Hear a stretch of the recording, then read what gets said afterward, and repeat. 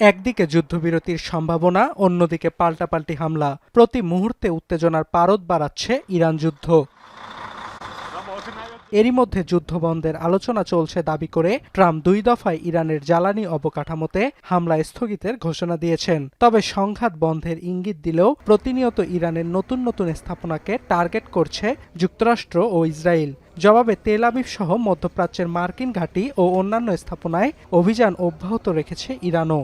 Nova LED TV, ঝকঝকে ছবি, নিখুঁত শব্দ, 5 বছরের ওয়ারেন্টি। নোভা মানি সঠিক মান, নিশ্চিত সেবা।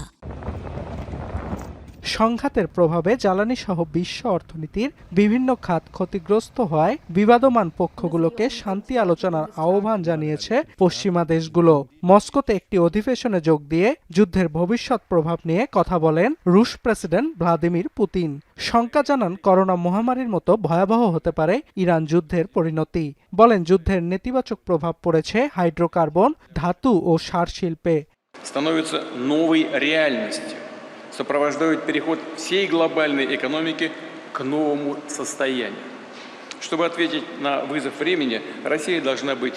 ইতোমধ্যে যুদ্ধের কারণে থমকে যাওয়া অর্থনীতিকে বাঁচাতে ও জ্বালানি সংকট কাটাতে বিভিন্ন উদ্যোগ নিচ্ছে দেশগুলো।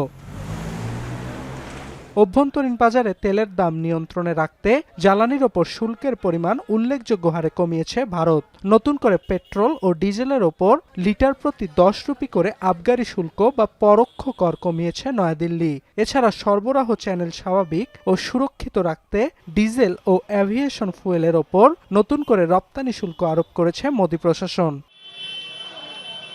অর্ণব প্রসাদ, এখন বিশ্ব।